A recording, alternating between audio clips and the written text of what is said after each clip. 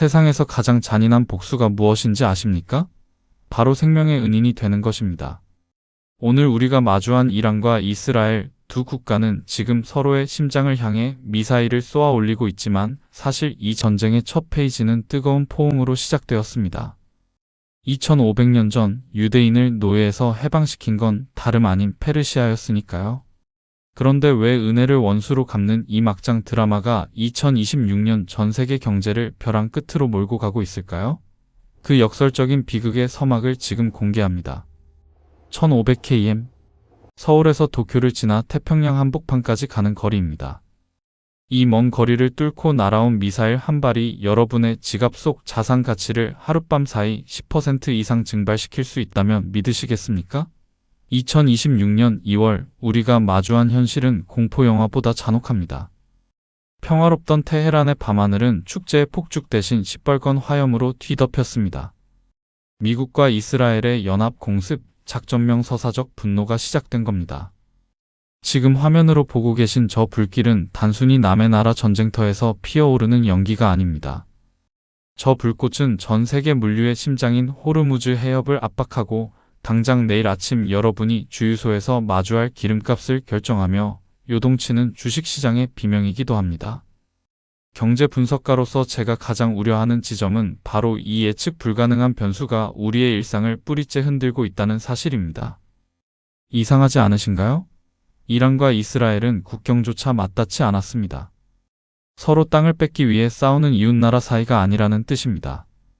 그런데 왜 이 두 나라는 지구상에서 가장 서로를 죽이고 싶어 하는 철천지원수가 됐을까요?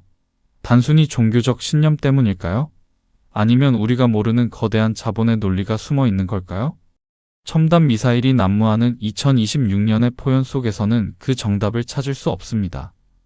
미사일은 결과를 보여줄 뿐 원인을 말해주지 않기 때문입니다. 수조 원의 전비를 쏟아부으며 벌이는 이 미친 듯한 치킨 게임의 시작점을 이해해야만 비로소 내 자산을 지킬 수 있는 안전벨트를 맬 수 있습니다. 경제는 결국 심리이고 심리는 역사에서 나옵니다. 지금 서로의 심장에 칼을 꽂으려 안달난 이 두 나라가 사실은 인류 역사상 가장 아름다운 밀월 관계를 맺었던 혈맹이었다는 사실을 아는 사람은 많지 않습니다. 증오가 깊다는 건 그만큼 사랑했던 기억이 선명하다는 뜻이기도 하죠. 도대체 무엇이 이토록 완벽했던 우정을 피비린내 나는 복수극으로 바꿔놓은 걸까요? 이 끔찍한 연쇄 반응의 첫 단추를 꿰는 인물은 현대의 정치인이 아니었습니다.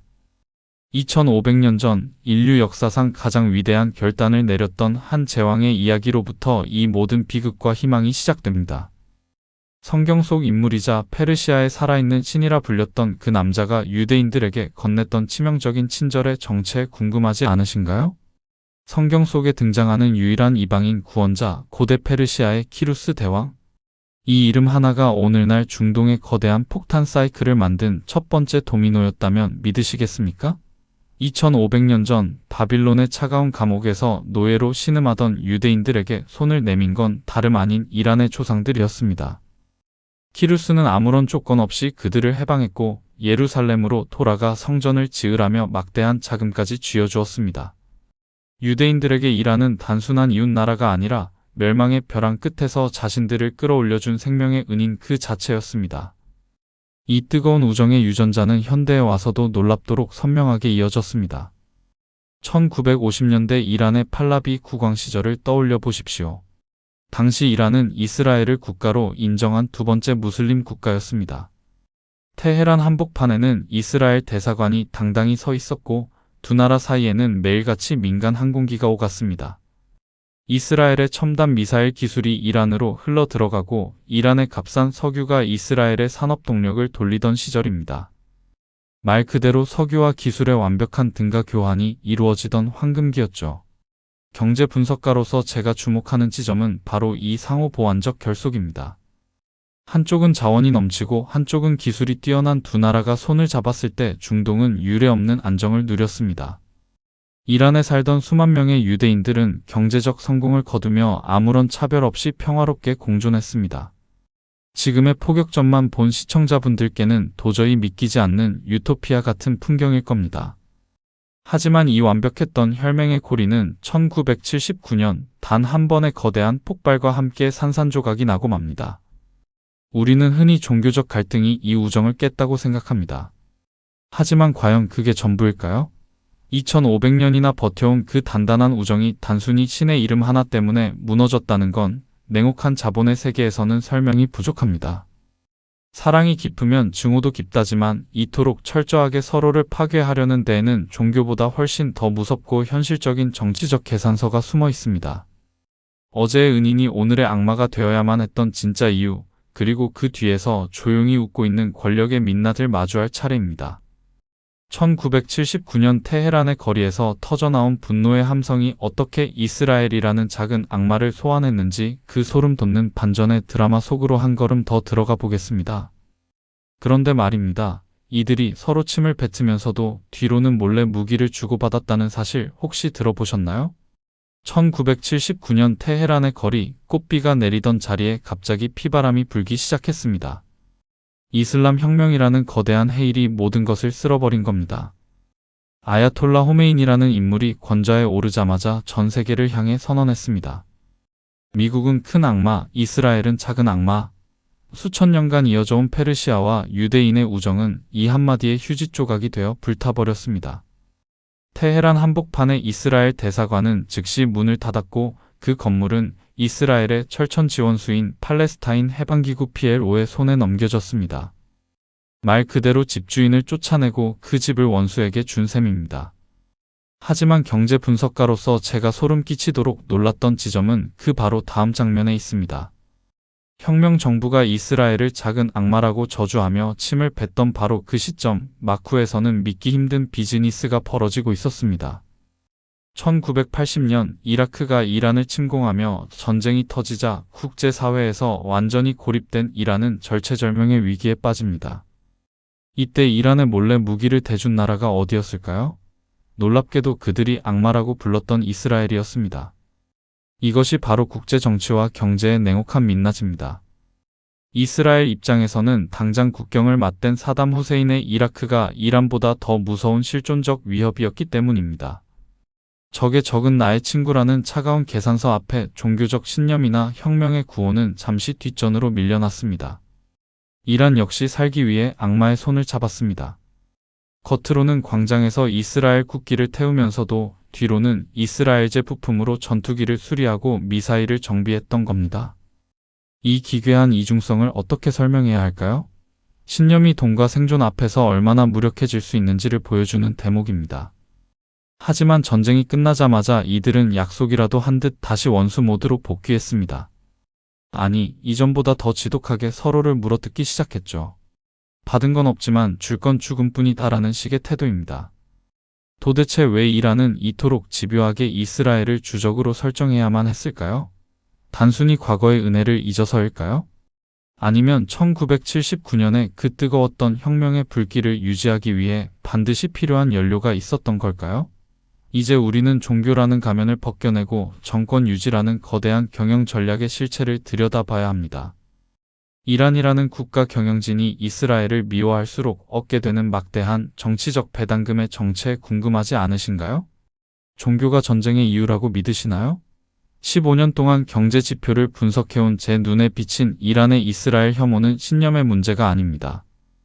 그것은 철저하게 계산된 체제 유지 비용이자 고도의 경영 전략입니다.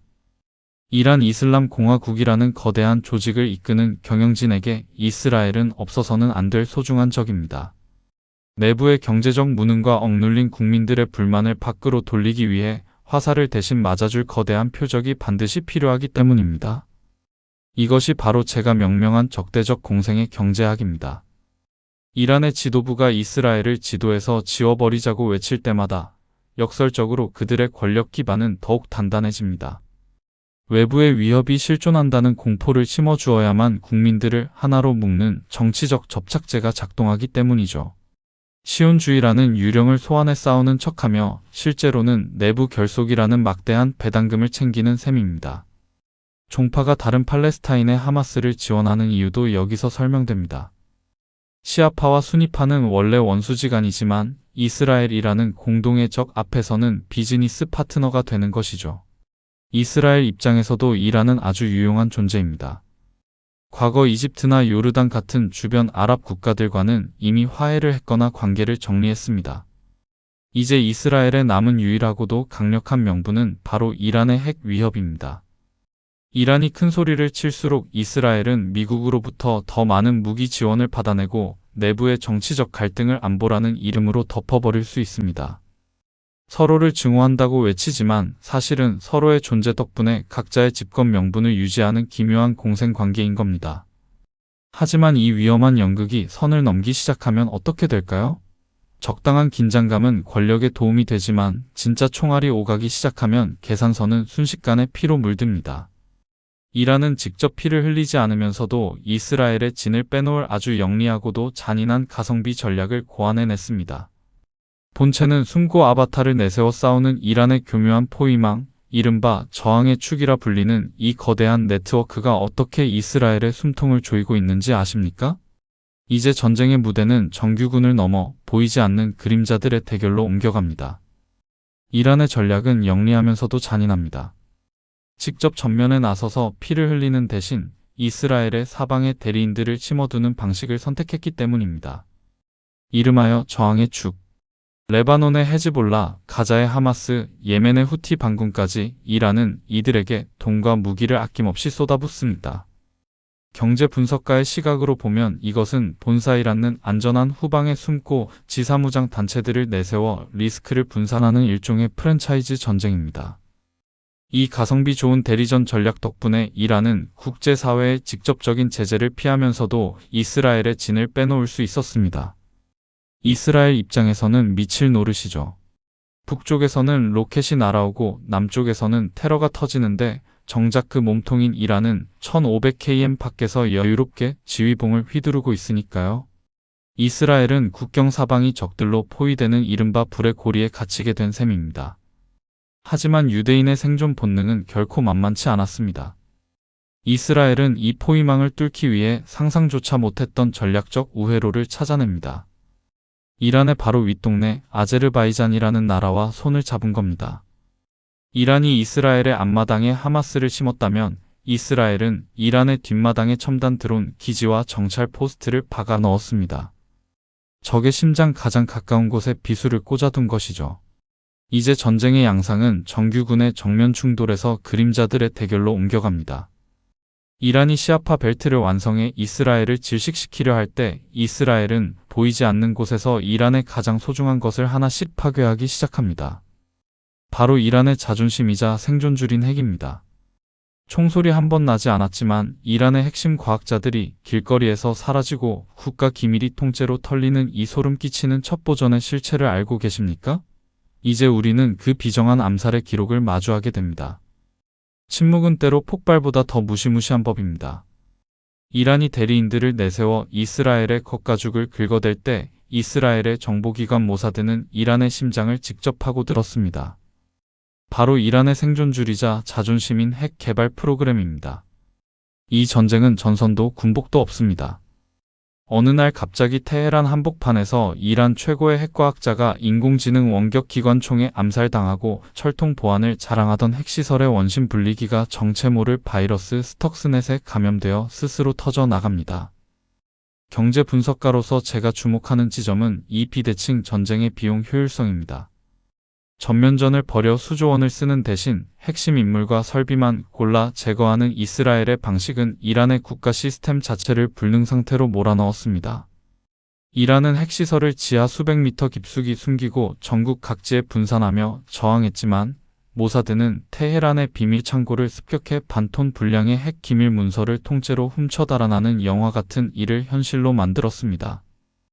안방 금고가 털린 이란 지도부의 당혹감은 이루 말할 수 없었겠죠. 하지만 이란도 당하고만 있지는 않았습니다. 물리적 타격이 어렵다면 소프트웨어를 노렸습니다. 이스라엘의 상수도망을 해킹해 염소 수치를 조절하려 하거나 주요 기반 시설의 사이버 공격을 퍼부으며 포복했습니다. 이제 전쟁은 눈에 보이는 총칼의 대결을 넘어 0과 1로 이루어진 비트의 세계 그리고 소리 없는 암살의 영역으로 확장된 것입니다. 서로의 급소를 찌르기 위한 이 처절한 수싸움은 2026년 현재 극단적인 파국을 향해 치닫고 있습니다. 여러분, 이 소름 끼치는 첩보전 뒤에 숨겨진 더 잔인한 진실을 아십니까? 미사일과 암살자가 오가는 사이 이란의 평범한 시민들은 또 다른 종류의 폭격을 맞고 있었습니다. 그것은 바로 화폐 가치가 휴지 조각이 되고 시장의 물가가 미친 듯이 치솟는 경제적 초토화입니다. 이스라엘과 미국이 설계한 이 거대한 경제적 감옥이 어떻게 한 나라의 근간을 뿌리째 흔들고 있는지 그 처참한 수익률의 성적표를 공개할 차례입니다. 과연 굶주린 민심은 총구보다 강할 수 있을까요? 진짜 무서운 폭탄은 하늘에서 떨어지는 미사일이 아닙니다. 조용히 여러분의 주머니 속 지폐 가치를 갉아먹는 인플레이션이라는 이름의 정밀 유도탄이죠. 2025년 말 이란은 전선에서 싸우기도 전에 이미 경제라는 기초 체력에서 처참하게 패배하고 있었습니다. 미국과 이스라엘이 설계한 경제적 질식 작전이 제대로 먹혀든 겁니다. 이란의 리알화 가치는 바닥을 뚫고 지하실까지 추락했고 시장의 물가는 아침과 저녁이 다를 정도로 미쳐 날뛰었습니다. 경제 분석가의 시각으로 본 당시 이란의 지표는 그야말로 사망 선고와 다름없었습니다. 외화 보유고는 바닥을 드러냈고 석유를 팔아도 대금을 달러로 받을 수 없는 금융 격리 상태가 지속됐습니다. 배고픈 국민들은 결국 거리로 쏟아져 나왔습니다. 1979년 혁명 이후 최대 규모의 반정부 시위가 전국 100여 개 도시를 휩쓸었죠.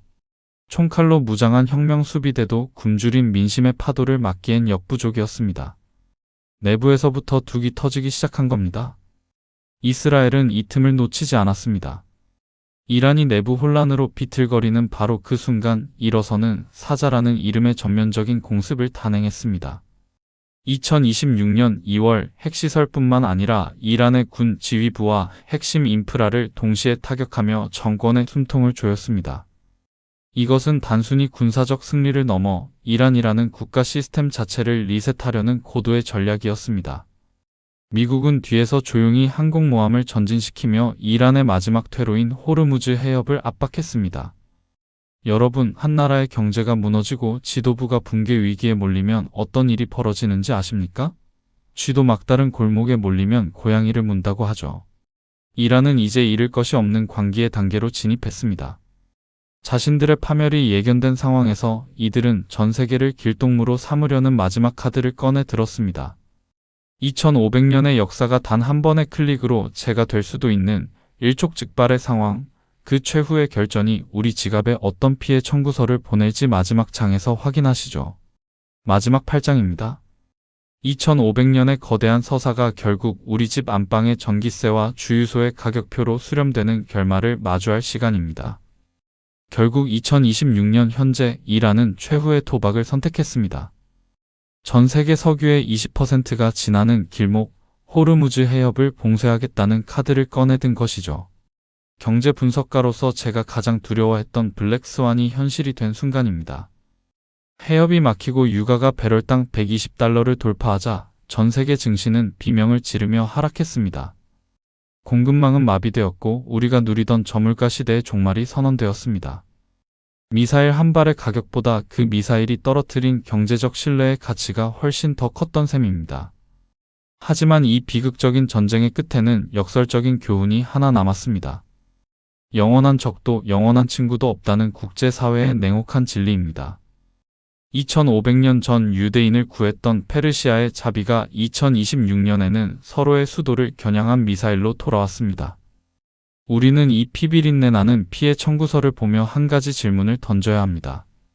과연 이 증오의 사슬을 끊어낼 수 있는 건 정치인의 연설일까요? 아니면 무너진 시장을 다시 세우려는 실리적인 생존 본능일까요? 분명한 건 지금 이 순간에도 중동의 지도는 새로 그려지고 있다는 사실입니다. 사우디아라비아와 이스라엘이 손을 잡고 이란을 압박하는 기묘한 연대, 그리고 그 틈바구니에서 자산을 지키기 위해 고군분투하는 전 세계 투자자들의 눈치 싸움까지. 이 전쟁은 단순히 두 나라의 영토 싸움이 아니라 21세기 새로운 패권 질서를 재편하는 거대한 구조조정의 과정입니다. 오늘 제가 들려드린 이 긴 이야기가 여러분의 통찰에 작은 불꽃이 되었기를 바랍니다. 미사일 소리에 귀를 기울이기보다 그 뒤에서 요동치는 자본의 흐름을 읽는 법을 잊지 마십시오. 역사는 반복되지만 준비된 자에게는 그 반복이 기회가 될 수도 있으니까요. 중동의 전후는 아직 가시지 않았습니다. 오히려 더 큰 폭풍이 우리를 기다리고 있을지도 모릅니다. 다음 시간에는 이 전쟁이 가져올 포스트 중동 시대의 새로운 투자 지도와 대한민국 경제에 미칠 진짜 영향력을 심층 분석해 보겠습니다. 오늘 내용이 유익했다면 구독과 알림 설정으로 여러분의 소중한 자산을 지키는 지식의 방패를 마련하시기 바랍니다.